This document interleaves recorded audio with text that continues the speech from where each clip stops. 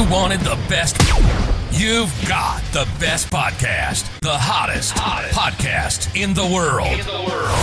The Chris Voss Show, the preeminent podcast with guests so smart you may experience serious brain bleed. The CEOs, authors, thought leaders, visionaries, and motivators. Get ready. Strap yourself in. Keep your hands, arms, and legs inside the vehicle at all times, because you're about to go on a monster education roller coaster with your brain. Now, here's your host, Chris Voss. Hello, Chris Voss here. The Chris Voss here with the Chris Voss Show. Welcome to the big show. As always, the Chris Voss Show is a family that loves you, but doesn't judge, at least not as harsh as the rest of the world. As always, the Chris Voss Show. Refer the show to your family, friends, and relatives. Go to goodreads.com/Chris Voss, linkedin.com/Chris Voss, Chris Voss 1 on the TikTokity, and all those crazy places on the internet.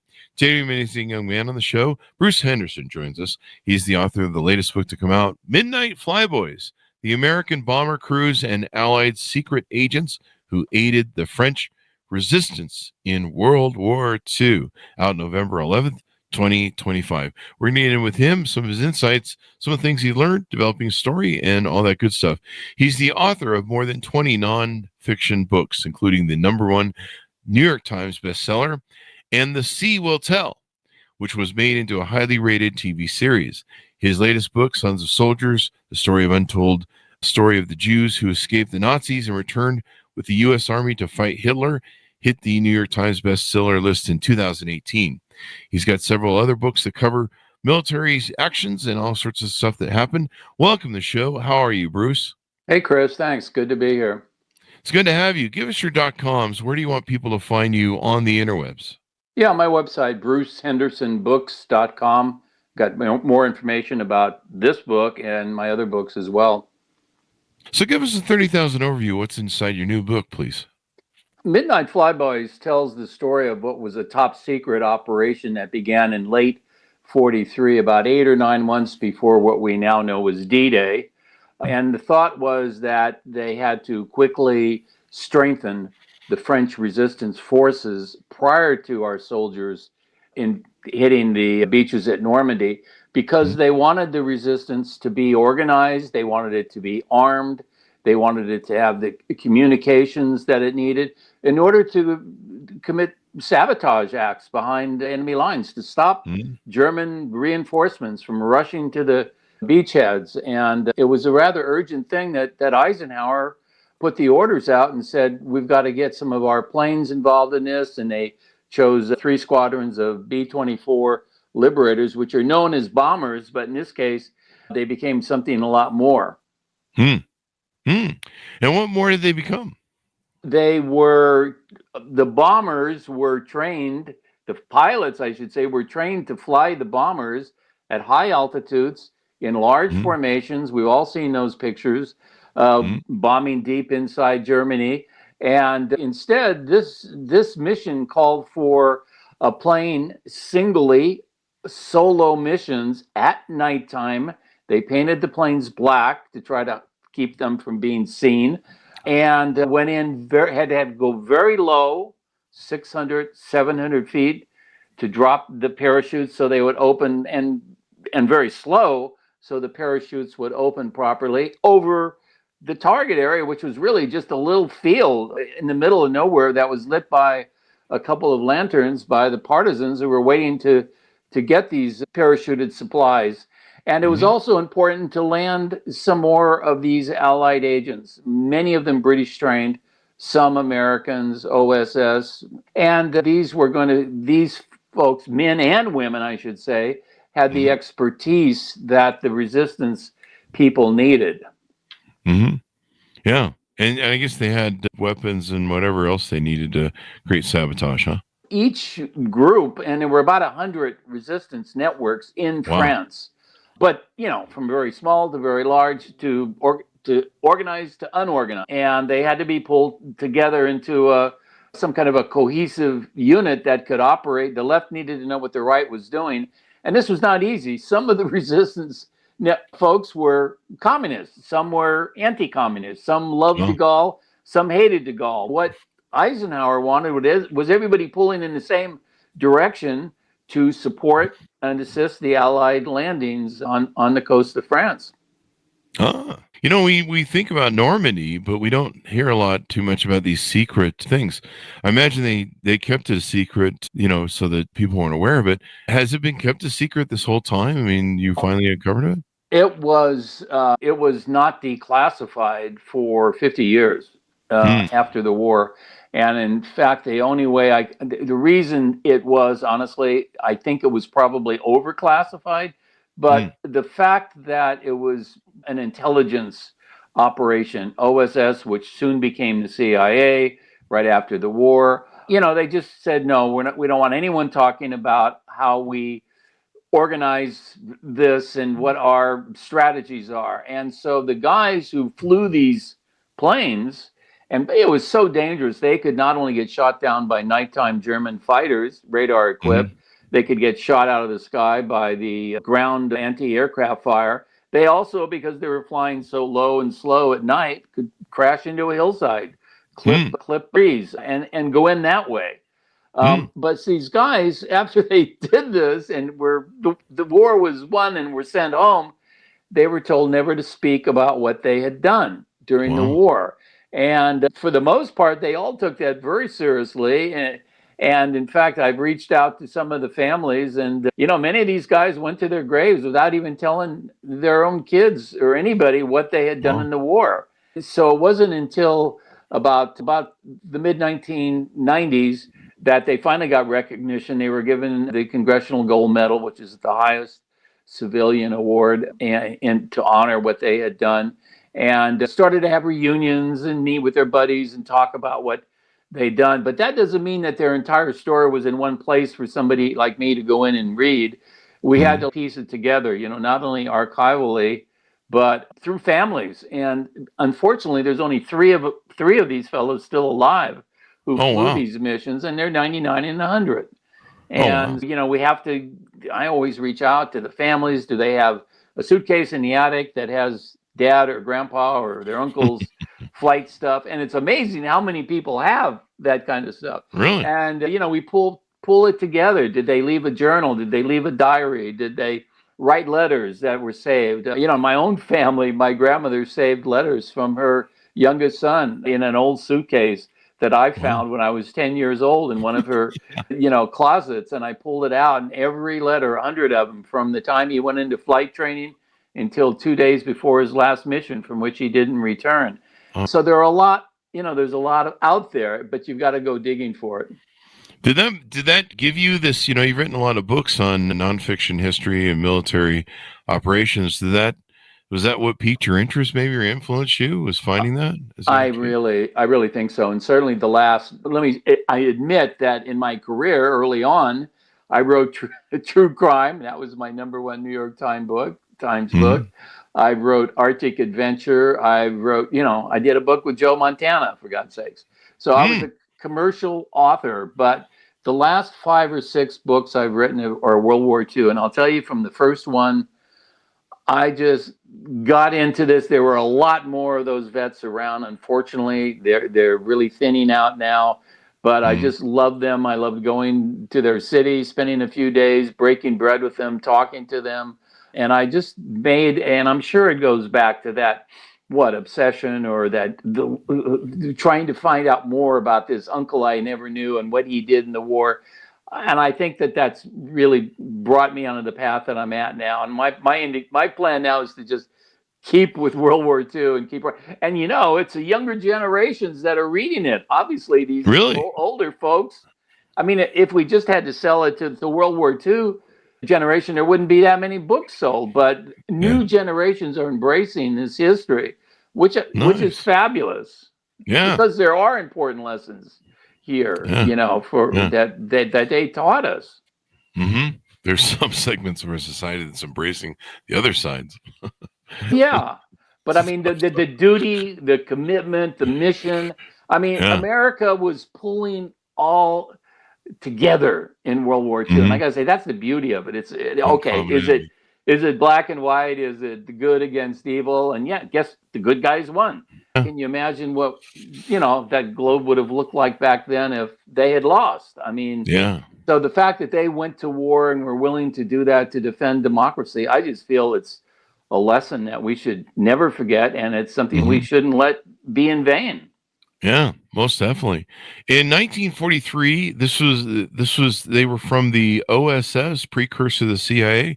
Tell us about that and what that was about. The way that worked was the resistance forces in France all had these radios that were supplied by the OSS and by the British intelligence, and they could get messages on what they needed to London. And at the headquarters of the OSS in London, they would put together, it would be a shopping list. Okay, this group here, 200 miles south of Paris, needs the following: ammunition for these kind of guns, a couple of bicycle tires because their couriers use bicycles and we need to get them that. And so they'd be very specific shopping lists that would then be radioed or sent to the secret airbase in England that these planes flew out of. No other activity was at this airbase. Nobody else was allowed into the base. And they were then loaded into 300, they were steel canisters that could hold 300 pounds of anything, supplies, ammo, bicycle tires, whatever you needed. And each bomber could carry a dozen of these. And they loaded them into that bomber in the bomb bay, just like a rack of bombs. And then when they got over the target, and the bombardier pressed the button, only instead of dropping bombs, he was dropping these containers, each one of which was attached to a parachute. I wanted in this book also to show what happened. How was that equipment used? And really importantly, what about those 2 or 3 agents that jumped in through the hole in the fuselage of those planes too on those dark nights? Where did they go? What were their fates? What did they do? And I follow several of them. Yeah, and I mean, there's a lot that can happen on a night drop like that. You can fall into a tree. You can get seen by the enemy. It's quite the little effort there. And I love the fact that a good number of these agents were women. And it's difficult in World War II stories, honestly, to get that many women, the characters involved, because they weren't generally combatants like they are today. And, we end up being with them at home and writing letters, and that's all right. That's important too. But I love the fact that the British and American intelligence services understood there was a real value in getting women agents on the ground there, because a woman on a bicycle alone going from this village to that village carrying a secret message was, on the surface at least, less suspicious to the German soldiers that were than a guy or 2 guys would have been. And they usually didn't search them for a pass, do you have a pass or do you not have a pass? And so the women were, and they were just as brave. They were in there in the fighting as well. One of them I cover, a woman named Nancy Wake, and one of the partisans she fought with later said that she was the most feminine woman I'd ever met. And then when the fighting started, she fought like 5 men. Wow. Women were in World War II a bit of a not only a distraction, but they got a pass. We've had some authors on that talked about the Jewish slums in Poland and stuff like that, and the Jewish women would kind of flirt with the guards who would contain the slum, and they would be let out, and they would go do excursions, missions, sometimes assassinations, sometimes activities of blowing stuff up, getting food, getting guns. And sometimes they would bring contraband back to the Jewish slums. And by flirting with the guards would, oh, do you want me to carry that for you? And they're literally carrying bags of guns. I know, that's it. And that was exactly what these female agents were doing. Very funny. And of course, let's not forget, we had the WASPs, the Women Air Service pilots who in the United States were delivering. I mean, they were flying the biggest bombers and the fastest fighters we had for delivering them, but weren't in combat doing it. And that was, that was not their fault. Yeah. Interesting story. How did you find this? What made it appeal to you? What struck you in why this should be written? I never knew. I had never heard of this. I've written 6 World War II books, and I never heard of this operation. It's amazing that 80 years after that war, things are popping up that are untold, honestly. Never never reported. I had a relative of one of the pilots, and it was called Operation Carpetbaggers. One of the carpetbagger pilots who was deceased, but the family found in an attic, in a trunk, some of his stuff, just like I did in my uncle's suitcase. And this relative had read one of my other books and brought it to my attention and said, would I be interested in this? I really piqued my interest. And anything more that you have going on, maybe for future books, maybe you're working on?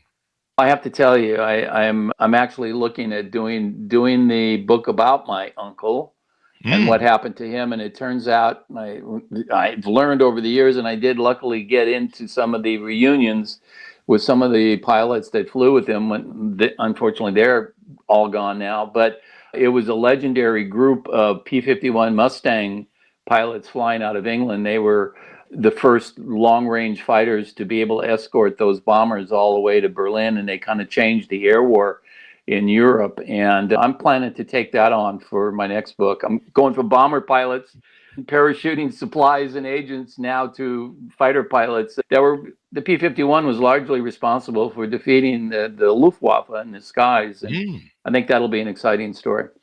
That definitely should be exciting. When I was a kid, I used to love the air battles and stuff, and stories of the Red Baron, and all that. And it used to be fun to build the planes, the little biplanes or whatever they were. And I think people are still nostalgic for that time and era, and it was definitely a hell of a time of bravery. I like how I believe you published the book on Veterans Day, right? Yeah, that was really something. I got to say, my publisher a couple of years ago, of course, when I was still working on the book, he said, we could do it on Father's Day or Veterans Day. And I said, let's do Veterans Day. That's That's a good hook. And I've got some things to say about those vets. And by the way, it's a little day late, but happy Veterans Day to every veteran. And I mean, whether you were in a war or not. I served. I was in the Navy, and I'm, always get calls from my buddies wishing me happy Veterans Day. So I say the same to everybody else. Yeah, we had a wonderful young man on the show. He's not quite young, but that's how we roll. On the show yesterday, and he was the first show, and he came in wearing his hat from his service, and I don't know what wars he fought in or whatever, but I don't think he would have been World War II. I should have asked him, but he asked. He goes, it's maybe, but he had 24 years of service. And he asked me, he goes, it's Veterans Day today. You mind if I wear my hat for just the first few minutes of the show, if that's okay? I'm like, sir, you can wear your hat all damn show long if you want. Well, it's not that you were in the right to wear that hat wherever the hell you want. You can keep it on in church as far as I'm concerned. Yeah. It was such a great time. And I mean, I don't know that it was a great time. I mean, there was death and hell and all that goes on during war, but it was such an interesting time to see the bravery coming together as Americans, fighting against a common enemy, recognizing what was evil and wrong in the world. And, I mean, the one thing man can learn from his history is man never learns from his history. And thereby we go round and round, and we really got to knock this shit off. Just seeing people, I mean, embracing Nazism, embracing Germanyism, authoritarianism, fascism is really disturbing to see that. And you're seeing it in open context and communications and chatter with people. In fact, there's a huge civil war in the GOP going on right now in 2025 between the Nazi faction and two other factions inside. And, some feel Trump's not being Nazi enough. It's kind of an interesting thing that's going on in our world. So we'll see how that all turns out. We may get to find out what would have happened if Nazism had invaded and taken over America. But, an earlier book I did was called Sons and Soldiers, and it was about the Ritchie boys. Have you heard of them? No. 60 Minutes picked it up after the book came out. These were a group of German-born Jews who, as boys in the 1930s, their families sent them out. And some of them ended up in England. A lot of them came to the United States and lived with, and some of their families never got out, lived with relatives or whatnot. And then when the war started, they were young men, but they were Germans. Even though they were Jews, they were Germans, and they were considered enemy aliens, and they weren't suited for military service, so the government thought. Then very quickly we got into the war and we realized we needed guys with the skills of the German language to be able to interrogate and interview prisoners of war that we were taking. So where do we find these guys? Oh, we have them here. We're not using them. So they brought them into a camp. They made them naturalized citizens. They trained them. They put them in the army and they sent them out on Ritchie boy teams. It was Camp Ritchie, which is where they were trained in Maryland. And small teams that were attached to even the frontline combat units, because that was really the best place to talk to and get information from a captured prisoner when they're afraid, hungry, not sure what's going to happen to them. And so sitting down, and there were a number of them, this was in 2017, still alive, and I got to go out and talk to them, interview them. And I'm telling you, it was a little scary when I heard what was happening. You know, of course, the parallels with what was happening in Germany in the early mid 30s. I mean, they really thought this was a fad; it would go away. I mean, Germany had a pretty solid republic at the time when Hitler came, and you know, people just thought, "Oh, okay, this isn't going to last very long." And how it turned really on a dime so quickly and became this really cancerous, evil empire. Yeah. Anything more we want to tease out about the book before we go? No, I'm good. I think I write narrative nonfiction, and what that means is it reads like a novel, but it's all true. And I think you'll find it action packed and have some, very colorful characters in it. And they were colorful characters back then. Those people were just salt of the earth. So thank you for sharing your story and their story as well, Bruce. We really appreciate it. Thank you, Chris. Thank you. And where can people find out more about you on the interwebs? BruceHendersonBooks.com. A lot of information on the book and links to buy the book, which is available anywhere books are sold. Folks, order it up wherever books are sold. Midnight Flyboys, the American bomber crews and Allied secret agents who aided the French resistance in World War II. Thanks so much for tuning in. Go to goodreads.com/Chris Voss, linkedin.com/Chris Voss, Chris Voss 1 on the TikTok, and all those crazy places on the internet. Be good to each other. Stay safe. We'll see you guys next time. And that should have us out. Great show, Bruce.